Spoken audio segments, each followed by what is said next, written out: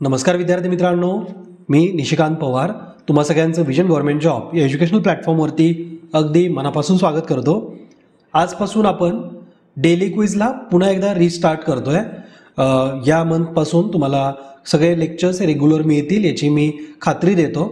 त्या लेक्चरच्या माध्यमातून 1 ते 7 फेब्रुवारीपर्यंतचे महत्त्वाचे करंट अफेअर्स हे आपण बघणार आहोत, डिटेलमध्ये अभ्यासणार आहोत। यामार्फत आपला फर्स्ट वीक ऑफ फेब्रुवारी 2024 हा आपण इन डिटेलमध्ये बघू। हे लेक्चर अतिशय महत्त्वाचं आहे। येणाऱ्या तुमच्या कंबाईनच्या एक्झामसाठी सुद्धा तुम्हाला हे करंट अफेअर कामी पडणार आहेत, राज्यसेवा पूर्व परीक्षेसाठी सुद्धा हे कामी पडतील। त्यामुळे लेक्चर व्यवस्थितपणे बघा। लेक्चर आवडल्यानंतर तुमच्या प्रतिक्रिया आमच्यापर्यंत नक्की पोहोचवा। या लेक्चरची PDF तुम्ही आमच्या विजन गव्हर्नमेंट जॉब या ऑफिशियल टेलिग्राम चॅनलवरून डाउनलोड करू शकता। नक्कीच तुम्ही ती PDF डाउनलोड करा जेणेकरून तुम्हाला रिव्हिजनला फायदा होईल। आता डायरेक्टली आपण लेक्चरला सुरुवात करूयात। पहिला प्रश्न आहे, खालील पिकांचा विचार करा। तृणधान्य, तेलबिया, कडधान्य, कापूस, ऊस, बागायती पिके वरीलपैकी कोणते पीक साधारणपणे प्रधानमंत्री पीक विमा योजनेत समाविष्ट आहे? तर तुम्हाला या प्रश्नामधून प्रधानमंत्री फसल विमा योजनेविषयीची माहिती असेल तर तुम्ही या प्रश्नाला अचूकपणे उत्तर देऊ शकता। एक्झाममध्ये योजनांवरती आयोगाचा भर असतो, त्यामुळे प्रधानमंत्री फसल विमा योजना ही आपण इथं थोडी रिवाइज सुद्धा करूयात या प्रश्नाच्या माध्यमातून। या प्रश्नाचं जे करेक्ट उत्तर आहे ना, तर वरीलपैकी सर्व म्हणजे पर्याय क्रमांक 4 हे या प्रश्नाचं उत्तर आहे। कारण प्रधानमंत्री फसल विमा योजना किंवा प्रधानमंत्री पीक विमा योजनेच्या अंतर्गत वरीलपैकी सर्व पिकं ही साधारणपणे समाविष्ट किंवा कव्हर करण्यात आलेली आहेत। जसं की तृणधान्य असेल, तेलबिया, कडधान्य, कापूस, ऊस, बागायती सगळी पिकं, तर ही सगळीच्या सगळी प्रधानमंत्री फसल विमा योजनेच्या अंतर्गत कव्हर केली जातात। म्हणजे कुठलंही पीक हे प्रधानमंत्री फसल विमेच्या बाहेर ठेवलेलं नाहीये। ओके, आता प्रधानमंत्री फसल विमा योजना ही रिसेंटली चर्चेमध्ये का आली? तर रिसेंटलीच 4 कोटी शेतकऱ्यांना पीक विमा देण्यात आलेला आहे या योजनेच्या अंतर्गत, अशी आकडेवारी समोर आली आहे। तर मोठा नंबर आहे, आत्ताच तो रिपोर्टच्या माध्यमातून समोर आलाय, त्यामुळे नंबर पण लक्षात ठेवायचा आहे की आता 4 कोटी शेतकरी आहेत आपल्या देशामध्ये की जे प्रधानमंत्री फसल विमा योजनेचा लाभ घेत आहेत। आता नेमकी ही प्रधानमंत्री फसल विमा योजना काय? तर याची सुरुवात ही 2016 मध्ये करण्यात आली। आता विमा नेमका काय असतो बरं? तर आपल्याला एक प्रोटेक्शन मिळावं एखाद्या गोष्टीबद्दल। जसं आपण इन्शुरन्स काढतो, कारचा इन्शुरन्स असेल, हेल्थ इन्शुरन्स असतो, किंवा कुठल्या महागड्या वस्तूंचे इन्शुरन्स आपण काढतो। दुकानदार त्यांच्या दुकानाचा इन्शुरन्स काढतात, त्यांच्या मालाचा सामानाचा इन्शुरन्स काढलेला असतो। हा इन्शुरन्स किंवा विमा का काढतात? कारण जर अशी काही घटना घडली ज्यामध्ये त्या वस्तूचा ज्याचा विमा काढलेला आहे तर त्याचं जर नुकसान झालं तर आपल्याला काहीतरी नुकसान भरपाई मिळावी या दृष्टिकोनातून लोक विमा काढतात किंवा इन्शुरन्स काढतात। आत्तापर्यंत 2016च्या पूर्वी भारतामध्ये आपल्या गव्हर्नमेंटच्या माध्यमातून कुठल्याही प्रकारचा पिकांसाठीचा विमा उपलब्ध नव्हता आणि त्यामुळेच 2016 मधलं हे जे पाऊल आहे हे एक ऐतिहासिक पाऊल आहे की जिथं भारत सरकारकडून पीक उत्पादनावरती विमा देण्याची योजना सुरू करण्यात आली। ही योजना कृषी मंत्रालयाच्या अंतर्गत कृषी सहकार व कृषी कल्याण विभाग या पद्धतीने हा विमा राबवला जातो। ओके, तर ह्या मंडळाच्या माध्यमातून किंवा या विभागातून हा विमा राबवला जातो, हे लक्षात ठेवायचं आहे। या योजनेचं वैशिष्ट्य काय बरं? तर अनपेक्षित घटनांमुळे पिकाचं जर नुकसान होत असेल, हानी होत असेल तर ती शेतकऱ्यांना आर्थिकदृष्ट्या सहन करायला लागू नये, म्हणजेच त्याला त्या बदल्यात काहीतरी मोबदला मिळावा। जर नुकसान झालं तर त्याला काहीतरी आर्थिक नुकसान होऊ नये, तर या दृष्टिकोनातून ही योजना सुरू करण्यात आली आहे। शेतकऱ्यांचं उत्पन्न त्यामुळे स्थिर राहू शकतं, म्हणजे जर कुठेतरी नुकसान झालं तर त्याची भरपाई मिळणार आहे, याची शाश्वती शेतकऱ्यांना आहे। आता या योजनेमध्ये कोणते शेतकरी सहभागी होऊ शकतात किंवा ही योजना कोणते शेतकरी घेऊ शकतात? तर भारतातले सगळ्या राज्यांमधले शेतकरी हे ऐच्छिकदृष्ट्या ही योजना घेऊ शकतात किंवा या योजनेमध्ये सहभागी होऊ शकतात।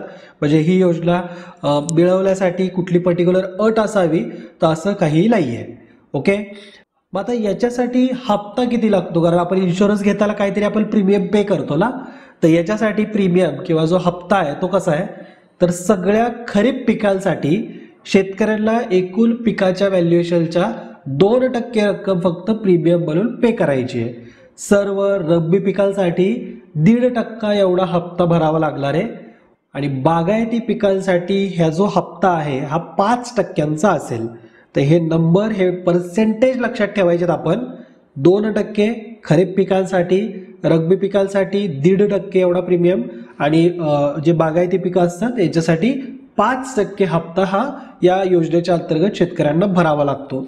आणि राहिलेले जे पर्सेंटेज आहे हे राज्य आणि केंद्र हे ते हप्ता पूर्ण करतात. म्हणजे 95% किंवा रब्बी पिकांच्या केसमध्ये 98%. तर हे राज्य आणि केंद्र त्यांच्या 1:1 या गुणोत्तरानुसार हा सामायिकपणे हप्ता भरतात. म्हणजे राज्याचा वाटा त्याच्यामध्ये 50% आणि केंद्राचा हप्त्यामधला जो वाटा आहे हा 50% असतो. ठीक आहे. तर आय होप ही योजना थोडक्यात तुमची रिकॉल झाली असावी. आपल्याला लक्षात ठेवायचं इथे की 4 कोटी शेतकरी हे या योजनेचा सध्या लाभ घेत आहेत. ठीक आहे. पुढचा प्रश्न बघू. केंद्रीय अर्थसंकल्प 2024-25 मध्ये भारत सरकारने जाहीर केलेला भांडवली खर्च, त्यालाच कॅपेक्स म्हटलं जातं, तर तो किती आहे? आता एक्झाममध्ये एक्झॅक्टली असे नंबर विचारतील का, तर शक्यतो फार कमी आहे. पण हा नंबर लक्षात ठेवायला पण सोपा आहे आणि तुम्हाला कुठेतरी माहिती असायलाच पाहिजे की आपण भांडवलावरती किती खर्च करणार आहे किंवा कॅपेक्सवरती या अर्थसंकल्पामध्ये किती खर्च सुनिश्चित केला आहे. तर तो आहे 11.11 लाख कोटी. तर नंबर सोपा आहे ना, 11.11. पर्यायामध्ये बघा त्याचं कन्फ्युजन करण्यासाठी दिलं आहे 10.10, 12.12. तर याच्यामध्ये कन्फ्युजन होऊ शकतं. पण 11.11 लाख कोटी हा आपण कॅपेक्स बाजूला ठेवला आहे हे तुम्हाला माहिती असायला पाहिजे बजेटमध्ये. आता मी थोडक्यात इथं काही की पॉईंट्स बजेटमधले फक्त इथं मांडतोय तुमच्या पुढं. बजेटवरती क्वेश्चनाचं सेपरेट लेक्चर घेता येईल, एवढं डिटेल हा बजेट भाग कव्हर करायचा असतो. जर तुमची तशी अपेक्षा असेल तर मला कमेंट करून कळवा, सेपरेट मी बजेटवरती लेक्चर घेईन. आता मी इथं थोडक्यात जो पॉईंट सांगतोय तो असा आहे की भारतामध्ये जो आपला देशाचा जो पैसा असतो तो जमा जो होतोय देशामध्ये, तो कोणत्या कोणत्या सोर्सच्या माध्यमातून आपल्या देशात येतो किंवा जमा होतोय सरकारकडं. तर एक मोठा वाटा आहे तो म्हणजे कर्जाचा. म्हणजे आपण जे बॉरोविंग घेतोय तर त्याचा वाटा आपल्या एकूण राष्ट्रीय उत्पन्नामध्ये 28% आहे किंवा आपल्या खजिन्यामध्ये जो पैसा येतोय त्यातला 28% वाटा हा कर्जाचा आहे, म्हणजे आपण कर्ज घेतोय. प्राप्ती कर 19% आपल्या देशाच्या उत्पन्नामध्ये हातभार लावतोय. GST आणि इतर जे कर आहेत ते 18%. महामंडळ कर किंवा कॉर्पोरेट टॅक्स 17% आहे. करेतर पावत्या ह्या 7% आणि अन्य किंवा इतर सोर्सच्या माध्यमातून 10% हा पैसा आपल्याकडे येतो किंवा आपल्याकडे रुपया येतोय. आता आपला रुपया हा जातोय कुठं कुठं बरं, म्हणजे आपण खर्च कोणत्या कोणत्या क्षेत्रात करतोय किंवा आपल्या देशाचा जो पैसा आपण तयार केला, आपण जो आपल्या देशात पैसा बनवतोय किंवा कमवतोय त्याचा किती वाटा कुठं कुठं चाललाय. तर जे कर्ज घेतलंय, बॉरोविंग जे आहेत ते रिटर्न देण्यात किंवा त्याचा व्याज भरण्यामध्ये सगळ्यात मोठा वाटा आहे, तो साधारण 20% आहे. त्याचबरोबर केंद्राकडे जे काही कर जमा होतोय, GST जमा होतोय किंवा इतर कर जे जमा होतात तर ते राज्यामध्ये डिस्ट्रीब्यूट करावे लागतात, राज्यांच्या खर्चाचा वाटा. तर तो साधारण 20% वाटा आहे. केंद्रीय क्षेत्र योजनामध्ये साधारण पैशाचा जो वाटा आहे हा 16% आहे. केंद्र पुरस्कृत योजनांमध्ये 8% खर्च किंवा 8% पैसा आपला जातोय, केंद्राचा पैसा जातोय. वित्त आयोग व अन्य हस्तांतरणासाठी साधारण 8% तरतूद आहे आणि अदर्समध्ये आपण साधारण 27% एवढा खर्च करतो. म्हणजे रुपया आपला जातो कुठं कुठं हे मी तुम्हाला थोडक्यात सांगितलंय. या अर्थसंकल्पांमधले जे काही तरतुदी आहेत, विशिष्ट तरतुदी म्हणजे कोणत्या सेक्टर, कोणत्या मंत्रालयाने किती किती कोटींची तरतूद केलेली आहे. जसं की संरक्षण मंत्रालयासाठी सगळ्यात जास्त तरतूद करण्यात आलेली ती म्हणजे 6.2 लाख कोटी. त्याखालोखाल रस्ते वाहतूक आणि महामंडळ मंत्रालयासाठी 2.78 लाख कोटींची तरतूद या बजेटमध्ये केली आहे. रेल्वे मंत्रालयासाठी 2.55 लाख कोटींची. ग्राहक व्यवहार, अन्न व सामाजिक वितरण मंत्रालयासाठी 2.1 लाख कोटींची तरतूद केली आहे. गृह मंत्रालयासाठीची तरतूद साधारण 2.03 लाख कोटी आहे. ग्रामीण विकास मंत्रालयासाठी 1.77 लाख कोटी आणि कृषी मंत्रालयासाठीचा जो खर्च या किंवा जो आर्थिक तरतुदी आपण केल्यात अर्थसंकल्पामध्ये तर ती साधारण 1.27 लाख कोटींची असेल. आता या प्रत्येक हे जे काही डिस्ट्रीब्युशन केलेलं आहे किंवा ही जो वाटा दिलेला आहे पैशांमध्ये, तर या संदर्भात योजना बनतात. म्हणजे फॉर एक्झाम्पल कृषी मंत्रालय यांच्याकडे 1.27 लाख कोटींचं बजेट असणार. मग आता त्यांना जे काही बजेट आपण अलोकेट केले, जे आपण त्यांना बजेट पुरवलेलं आहे, तर ते खर्च कसा करतील किंवा ते बजेट जे त्यांच्याकडे अवेलेबल आहे त्याचा वापर कसा करणार, तर याच्यासाठी काहीतरी वेगवेगळ्या योजना बनवतात. म्हणजे आपण या योजनांवरती इतका खर्च करणार, तर अशा पद्धतीने ह्या कृषी मंत्रालयाचा खर्च हा नंतर पुढे जाऊन हा वापरला जातो किंवा हे जे बजेट आहे वापरलं जातं. त्याच्यावरती आपण क्वेश्चन आन्सर डिटेलमध्ये लेक्चर घेऊ जर तुमची तशी अपेक्षा असेल तर. म्हणजे कोणत्या कोणत्या योजनांची तरतूद केली आहे, ज्या चालू योजना होत्या त्याच्यामध्ये काय बदल वगैरे झालाय का, हे सगळं आपण क्वेश्चन आन्सरमध्ये घेऊ. पुढचा क्वेश्चन बघू. खालीलपैकी कोणते विधान ऑपरेशन ब्लॅक गोल्डचे सर्वोत्तम वर्णन करते. तर ब्लॅक गोल्ड ह्याच्या नावातून तुम्हाला काहीतरी लक्षात येत असेल. जर खाली पर्याय वाचले तर देशात होणारी सोन्याची तस्करी रोखणे हे याचं उद्दिष्ट आहे. देशात होणारी कच्च्या तेलाची तस्करी रोखणे, अल्पवयीन मुलांची देशात होणारी तस्करी रोखणे, का देशात होणाऱ्या काळ्या पैशाची तस्करी रोखणे. हे नेमकं ऑपरेशन ब्लॅक गोल्डचं ह्याच्यामधलं उद्दिष्ट काय असू शकतं. तर जर मे बी एक्झाममध्ये हे तुम्ही मुद्दा वाचून नाही गेलेला, तर जर गेस करायची जरी वेळ आली ना, तरी ब्लॅक गोल्ड म्हणजे सोनं, तर काळ्या सोनं म्हणजे सोन्याची तस्करी संदर्भात काहीतरी असू शकतं, म्हणून टिक करू शकता. पण हा पूर्ण गेस वर्क राहील. पण जरा तुम्ही ओव्हर स्मार्टनेस दाखवला तर एक चूक अशी पण होऊ शकते की तुम्ही तेलाला जर सोनं समजलं, म्हणजे सोन्याची जर उपमा दिली, कच्चा तेल म्हणजे जरा ब्लॅक गोल्ड टाईप, तर तिथं पर्याय क्रमांक 2 सुद्धा टिक होऊ शकतो. त्यामुळे जर तुमचे आधीच पेपरमध्ये आधीचे क्वेश्चनचा तुमचा अटेम्प्ट कसा होता, त्याच्यामध्ये तुम्हाला किती कॉन्फिडन्स आहे, याच्यावरून हा प्रश्न सोडवायचा की नाही हे ठरवायचं आहे. तर याला आपण एक्झामचा ॲप्रोच किंवा आपण पेपरला बसल्यावरती जे अवधान ठेवतोय, भान ठेवतोय की माझा आधीचा परफॉर्मन्स कसा आहे, मला आधीचे क्वेश्चन चांगल्या पद्धतीने सॉल्व्ह करता आले का, तरच मी या प्रश्नाच्या नादी लागतो. तर हा तुम्हाला अनुभव येणार आहे. पण ते अवधान किंवा जे पेपर अवेअरनेस आहे हा कधी येणार, जर तुम्ही मॅक्झिमम क्वेश्चन पेपर सॉल्व्ह करत असाल तर. म्हणजे तुमचा अभ्यासाचा एक मोठा भाग जर 8-9 तास अभ्यास करत असाल तर 4-5 तास जर तुम्ही क्वेश्चन आन्सरवरती जर तुमचा वेळ देत असाल तर तुम्हाला एक्झाम अवेअरनेस एक्झाममध्ये वाचवेल.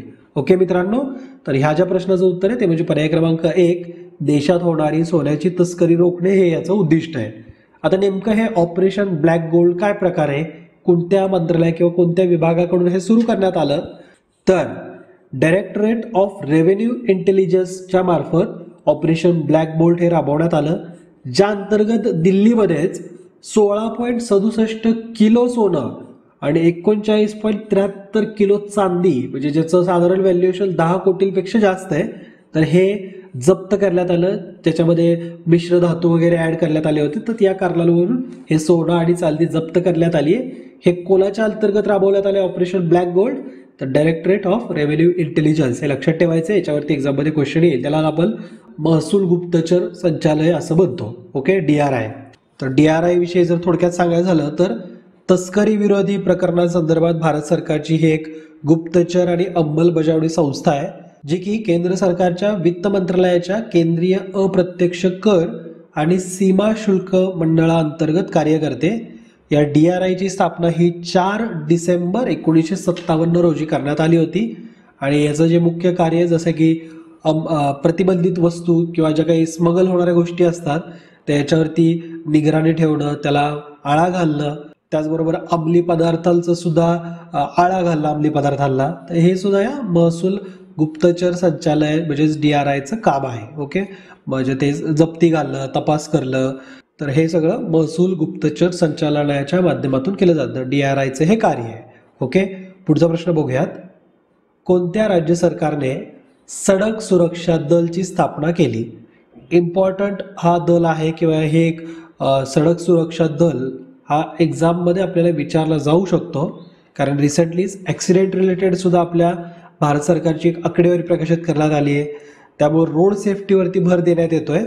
तर हे जे काही सडक सुरक्षा दल जो आहे, स्ट्रीट सिक्युरिटी फोर्स त्याला म्हटलं जातं, SSF, त्याची स्थापना ही पंजाब राज्य सरकारकडून करण्यात आली. म्हणजे पर्याय क्रमांक 3 हे याचा आन्सर आहे, पंजाब. पंजाब सरकारने रस्ते अपघातात कमी करण्यासाठी, म्हणजे रस्त्यावरती जरा सुरक्षा वाढवण्यासाठी सडक सुरक्षा दलाची स्थापना केली आहे. आता हे दल नेमका कसला असणार आहे, म्हणजे याच्यामध्ये काय असणार, या दलामध्ये साधारण 1200पेक्षा जास्त पोलीस जवान असतील, 90पेक्षा जास्त महिला चालकांचा सुद्धा याच्यामध्ये समावेश करण्यात आलेला आहे. 112 नंबर हा एक असा डायल नंबर ठेवला आहे की ज्याच्यावरती नागरिक हे मदतीची हाक मारू शकतात. म्हणजे जर काही अनुचित घडलं असेल, रस्त्यावरती काही दुर्घटना घडली आहे किंवा कोणी दारू पिऊन गाडी चालवतोय तर ओव्हर स्पीडिंग करतोय, तर अशा घटनांना आळा घालण्यासाठी म्हणून या SSFची स्थापना करण्यात आली आहे, स्ट्रीट सिक्युरिटी फोर्सची. हे आता जे काही जवान असतील किंवा यांची जी काही गाड्या वगैरे असतील यांना दिलेल्या, तर हे प्रत्येक 30 किलोमीटरच्या अंतरावरती गस्ती घालत राहतील. ओके, म्हणजे एकूण जे पंजाब राज्य सरकारचा 5500 किलोमीटरचा राज्य आणि राष्ट्रीय महामार्ग आहे याच्यावरती प्रत्येक 30 किलोमीटरच्या अंतरावरती आपल्याला या SSFच्या तुकड्या दिसतील. आय होप तुम्हाला हा SSFचा मुद्दा समजला असेल. पंजाब सरकारनेही याची स्थापना केलेली आहे. पुढचा प्रश्न बघू. INS संध्याक बद्दल खालील विधाने विचारात घ्या. विधान 1. INS संध्याक हे भारतीय नौदलाचे सर्वात जुने हायड्रोग्राफिक सर्वेक्षण जहाज होते जे 2021 मध्ये बंद करण्यात आले होते. विधान 2. INS संध्याक 2024 मध्ये नॅव्हल डॉकयार्ड वायझाग येथे कार्यान्वित करण्यात आले. आणि विधान 3. जहाज माझगाव डॉक शिपयार्ड लिमिटेडने बांधलेले आहे. तर याच्यापैकी आपल्याला अयोग्य विधान ओळखायचे, पर्यायामध्ये तसंच दिलेलं आहे. तर या प्रश्नाचं जे करेक्ट उत्तर आहे, म्हणजे इथं ज्या विधानांमधलं चुकीचं कुठलं विधान ओळखायचं आहे, तर ते आहे विधान क्रमांक 3, म्हणजे पर्याय क्रमांक 2. म्हणजेच जहाज हे माझगाव डॉक शिपयार्ड लिमिटेडनी बांधलेलं नाही आहे. इथं बांधलेलं आहे असं दिलंय, तर नाही. हे INS संध्याक जे आहे तर हे messrs garden research shipyard and engineering म्हणजे GRSE कोलकाता इथं बांधण्यात आलेलं आहे. ते काही माझगाव डॉकमध्ये बांधलेलं नाही आहे. ओके, तर लक्ष ठेवायचं आहे तुम्ही. आता हे चर्चेमध्ये कुठून आलं आहे, तर भारतीय नौदलाने 3 फेब्रुवारी रोजी नेव्हल डॉकयार्ड वायझाग इथं आपलं नवीनतम सर्वेक्षण जहाज INS संध्याक हे सुरू केलेलं आहे. आता या पहिल्या विधानामध्ये तर असं दिलंय की INS संध्याक हे भारतीय नौदलाचे सर्वात जुने हायड्रोग्राफिक सर्वेक्षण जहाज होते, ते 2021 मध्ये बंद करण्यात आलं. तर यस, हे सुद्धा विधान करेक्टच आहे, कारण ते 2021 मध्ये बंद करण्यात आलं होतं. पण विधान 2 सुद्धा योग्य आहे, कारण हेच जे जहाज आहे हे पुन्हा रिन्युएट करण्यात आलं, म्हणजे याच्यात बदल करण्यात आले. आणि फायनली 3 फेब्रुवारी 2024ला जे नॅव्हल डॉकयार्ड आहे वायझॅगचं, इथून हे जहाज पुन्हा एकदा कार्यान्वित सुद्धा झालेलं आहे. ओके, तर हा एक आपल्या प्रकल्पाचाच भाग आहे. भारतीय नौदलाच्या वॉरशिप डिझाईन ब्युरोने ह्या प्रकल्पाची सुरुवात केली आहे आणि त्या अंतर्गत हे INS संध्याक हे पुन्हा रिन्युएट करून यूज करण्यात येते. INS संध्याक बद्दल जर सांगायचं झालं तर 110 मीटर लांबीचं आहे, 3400 टन वजनाचं हे जहाज आहे आणि भारताच्या आत्मनिर्भर भारत याचं एक प्रतीक म्हणून हे जहाज आहे, कारण हे स्वबनावटीचं जहाज आहे. ओके, आणि याचं जे मुख्य कार्य किंवा मुख्य भूमिका काय असेल, तर सुरक्षित सागरी नेव्हिगेशनसाठी बंदरे आणि त्याचबरोबर नेव्हिगेशन चॅनल, किनारी क्षेत्र आणि खोल समुद्रात हायड्रोग्राफिक सर्वेक्षण करण्यासाठी म्हणून INS संध्याकची प्राथमिक भूमिका असणार आहे. ओके, जुना INS संध्याक जे होतं हे सर्वात जुनं हायड्रोग्राफिक सर्वेक्षण जहाज म्हणून ओळखलं जायचं. 2021 मध्ये ते बंद करण्यात आलं होतं. भारतीय नौदलाचा तिचा INS संध्याकचा आपण जर इतिहास बघितला तर भारतीय नौदलामध्ये साधारण 40 वर्षांपर्यंत उल्लेखनीय सेवा दिलेली आहे. या 40 वर्षांमध्ये INS संध्याकने 200पेक्षा जास्त जलविज्ञान सर्वेक्षण केले होते आणि फायनल 2021 मध्ये ते डिकमिशन केलं. पुन्हा त्याला रिन्युएट करून आपण 2024 मधून त्याला पुन्हा एकदा आपण कार्यामध्ये आणलेलं आहे. ओके, पुढचा प्रश्न. खेलो इंडिया युथ गेम 2023 मध्ये कोणत्या राज्याने अव्वल स्थान पटकावलं? अतिशय महत्त्वाचा प्रश्न आहे. खेलो इंडिया हे एक खूप इम्पॉर्टंट एक इव्हेंट म्हणतोय आणि त्याच्यावरती एक्झाममध्ये क्वेश्चन येत आहेत. म्हणजे जर मागच्या तुम्ही बऱ्याच एक्झाम बघितल्या तर खेलो इंडियावरती क्वेश्चन आलेले आहेत. तर या प्रश्नाचं करेक्ट उत्तर ते म्हणजे आपला Maharashtra. Khelo India youth game 2023 मध्ये जे झालेले आहेत त्याच्यात महाराष्ट्राने सर्वात जास्त गोल्ड जिंकून अव्वल स्थान म्हणजे पहिलं स्थान पटकावलेलं आहे. 2023चे जे खेलो इंडिया युथ गेम्स होते याचं आयोजन चेन्नईमध्ये करण्यात आलं होतं, तामिळनाडूमध्ये. महाराष्ट्राने एकूण इथं 57 गोल्ड, 48 सिल्वर आणि 53 ब्रॉन्झ म्हणजेच कांस्य मेडल जिंकून, म्हणजे एकूण जर आपण टॅली केली तर 158 पदक हे आपल्या महाराष्ट्राने जिंकलेले आहेत आणि महाराष्ट्र अशी कामगिरी करून पहिल्या स्थानावरती पोहोचलेला आहे. या युथ गेम्समध्ये दुसऱ्या स्थानावरती आहे तामिळनाडू आणि तिसऱ्या स्थानावरती आहे हरियाणा. लक्षात ठेवायचं आहे, पहिलं स्थान आहे महाराष्ट्राचं, दुसऱ्या स्थानावरती आहे तामिळनाडू आणि तिसरं आहे हरियाणा. ओके. या खेलो इंडिया युथ गेम्समध्ये भारताच्या 36 राज्य आणि केंद्रशासित प्रदेशातून एकूण 4,454 युवा खेळाडूंनी पार्टिसिपेट केलं होतं. एकूण वेगवेगळ्या अशा 26 क्रीडा प्रकारांमध्ये यांचा सहभाग होता 4,454 युवा खेळाडूंचा, ज्यामध्ये 2307 हे पुरुष खेळाडू होते आणि 2147 महिला खेळाडूंनी याच्यामध्ये सहभाग घेतला होता. या 2023च्या युथ गेममधलं एक वैशिष्ट्य लक्षात ठेवायचं आहे की तेलंगणाची एक स्विमर आहे, जलतरणपट्टू, तिचं नाव आहे वृत्ती अग्रवाल. तर ही या खेळाडूने किंवा हिने एकूण 5 सुवर्ण पदक जिंकलेली आहेत आणि सर्वोत्कृष्ट ॲथलेटिक ती बनली यावर्षी. खेळाच्या या आवृत्तीमध्ये एकूण 30 वेगवेगळ्या विक्रमांच्या सुद्धा नोंदी झाल्यात, त्यापैकी हे 5 मेडलवाला ही एक नोंद. Okay. Khelo India youth games, ज्याला KIYG म्हणून ओळखलं जातं, हे वार्षिक राष्ट्रीय स्तरावरती खेळली झालेली स्पर्धा आहे. 17 वर्षाखालील शालेय विद्यार्थी, 21 वर्षाखालील महाविद्यालयीन विद्यार्थी अशा 2 गटांमध्ये या खेळाचं आयोजन केलं जातं. खेलो इंडिया युथ गेम्स हे इतक्या चांगल्यापणे ऑर्गनाईज केलेले आहेत किंवा याचं स्ट्रक्चर एवढं चांगलं आहे ना मित्रांनो, की याच्यामध्ये जर एखाद्या खेळाडूंची निवड झाली, ते हे खेळ खेळत आहेत, तर त्यांना साधारण 5 लाखांपर्यंत शिष्यवृत्ती मिळते पुढच्या 8 वर्षांसाठी. म्हणजे ते 8 वर्ष सलग या स्पर्धा म्हणजे या खेळांमध्ये या युथ गेम्ससाठी तयारी करू शकतील, आंतरराष्ट्रीय दर्जावरती ते काहीतरी नाव कमवतील, ऑलिम्पिक्समध्ये आपल्याला मेडल आणून देतील. तर या उद्देशाने एक चांगली तयारी करून घेण्याचा एक प्लॅटफॉर्म आहे, तो म्हणजे Khelo India youth games. Okay. तर 1000पेक्षा जास्त मुलांना आंतरराष्ट्रीय स्पर्धांसाठी तयारी करण्यासाठी म्हणून 5 लाखांची शिष्यवृत्ती या खेळांच्या अंतर्गत दिली जाते. म्हणजे जे विजेते ठरत आहेत किंवा ज्यांचा परफॉर्मन्स, ज्याचं उत्कृष्ट कामगिरी म्हणून त्यांची निवड होते, तर अशांची निवड ही आंतरराष्ट्रीय स्पर्धांच्या तयारीसाठी सुद्धा केली जाते. ओके. पुढचा प्रश्न बघूयात आपण. खेलो इंडिया युथ गेमवरतीच आधारित आहे. तर इथं त्या जलतरणपट्टूला 5 पदकं मिळालीत, तर ते कोण असं विचारले, तर तुम्हाला मी आधीच्या प्रश्नामध्ये सांगितलं की तेलंगणातली वृत्ती अग्रवाल जी आहे, हिला 5 गोल्ड मेडल मिळालेले आहेत या स्विमिंग या कॅटेगरीमध्ये. ओके.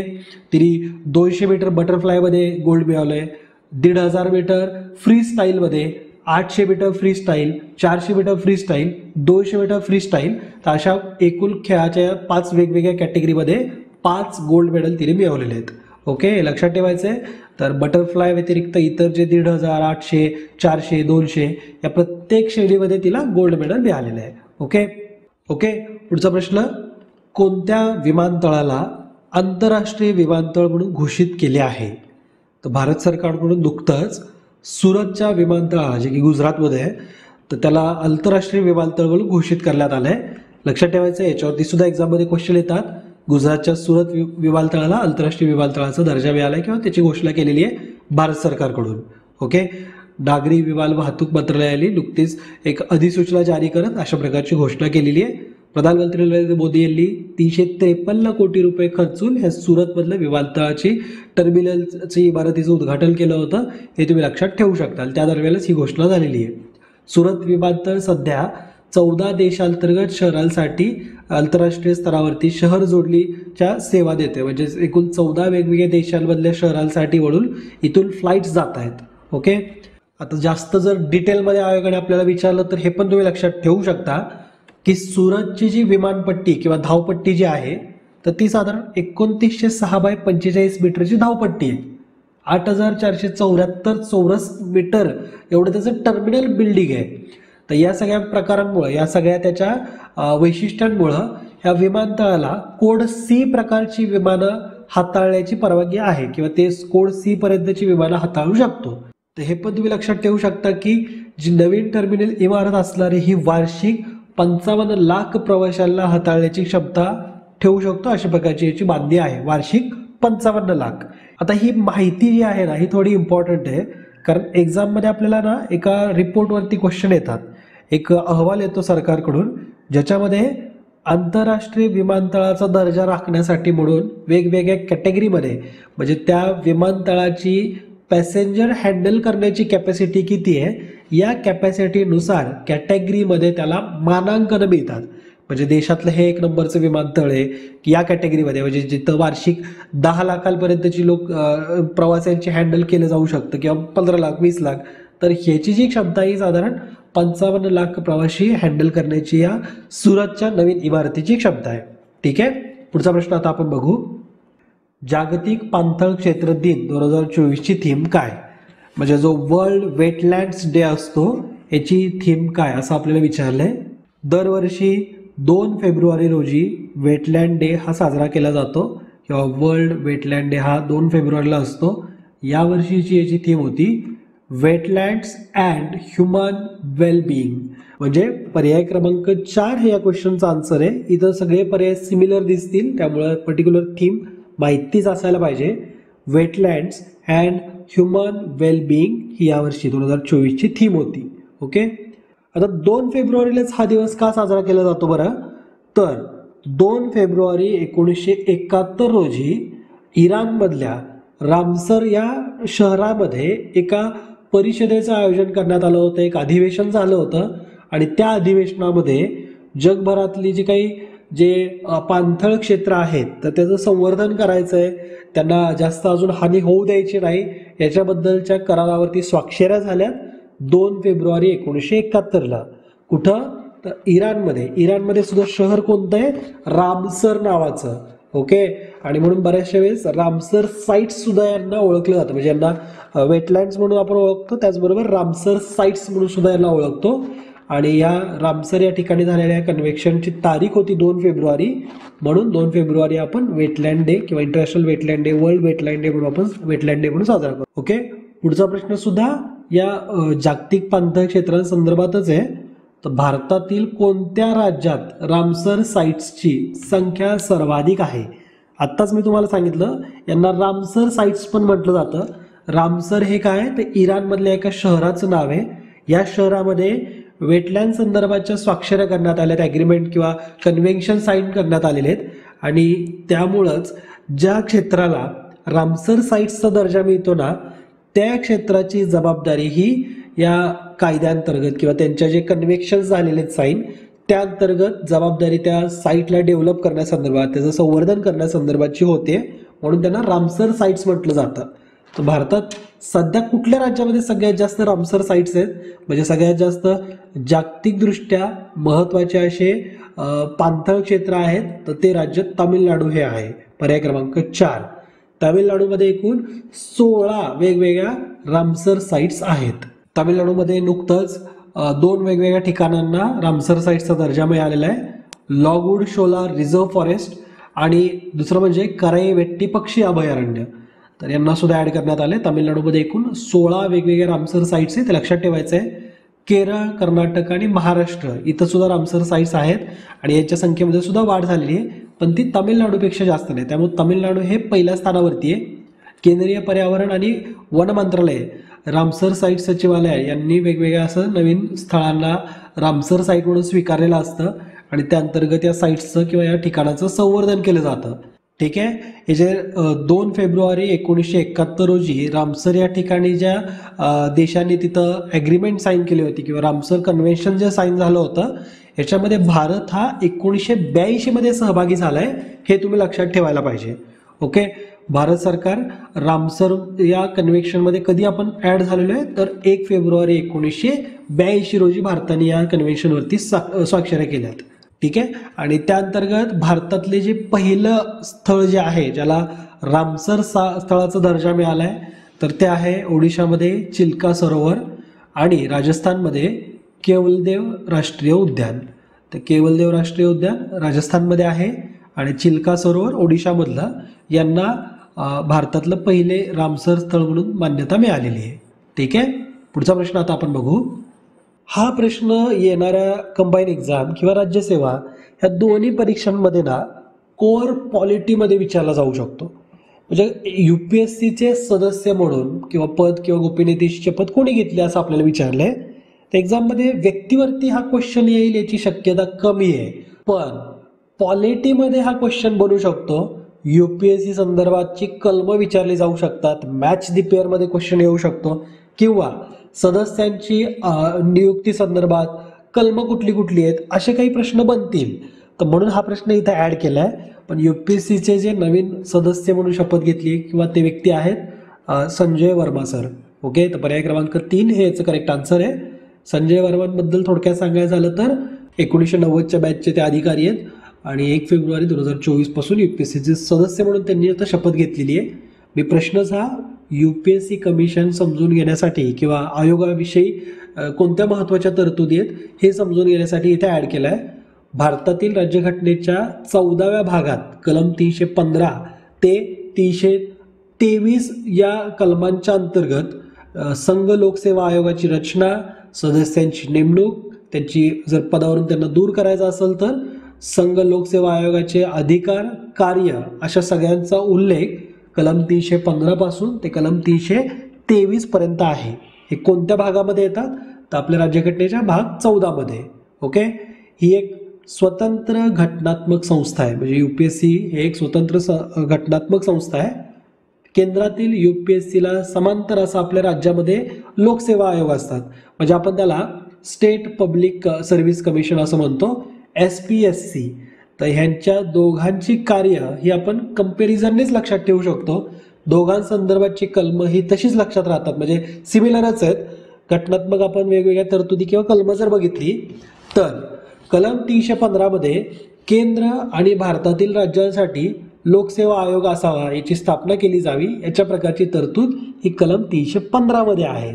कलम 316 मध्ये UPSC आणि त्याचबरोबर स्टेट PCS म्हणजेच SPSCs त्यांच्या सदस्यांची नियुक्ती आणि त्यांचा कार्यकाल हा मेन्शन करण्यात आला आहे कलम 316 मध्ये. कलम 317 मध्ये या दोन्ही सदस्यांना म्हणजे या दोन्ही आयोगाच्या सदस्यांना आपण पदावरून कसं दूर करू शकतो, निलंबित कसं केलं जाऊ शकतं याच्या प्रकारची तरतूद आहे. कलम 318 मध्ये या सदस्यांचं जे किंवा कर्मचारी जे आहेत त्यांचा सेवा शर्ती नियम काय असतील ते बदलण्याचा अधिकार कसा आहे त्याच्या तरतुदी ह्या 318 मध्ये दिल्यात. कलम 319 मध्ये आयोगाच्या सदस्यांना सदस्य असल्याशिवाय इतर पदावरती राहण्यास मनाई आहे, हे कलम 319 मध्ये मेन्शन केले. हे लक्षात ठेवायचं तुम्ही. एक्झाममध्ये याच्यावरती क्वेश्चन येण्याची शक्यता कमी असते, पण तरी तुम्हाला माहिती असावंच. कलम 320 मध्ये या आयोगांच्या कार्याचं वर्णन केलेलं आहे. कलम 321 मध्ये कार्य वाढवण्याचा अधिकार दिलेला आहे. कलम 322 मध्ये आयोगाचा जो काही खर्च असतो त्या संदर्भाच्या तरतुदी दिल्यात. आणि कलम 323 मध्ये लोकसेवा आयोगाचे अहवाल कशा प्रकारे सादर होतात, कशा प्रकारे बनतात याच्या तरतुदी कलम 323 मध्ये दिल्यात. ओके, रणजी ट्रॉफीच्या पहिल्या सत्रात सलग 4 शतके झळकावून विक्रम कोणी केला? तर प्रश्न इंटरेस्टिंग आहे.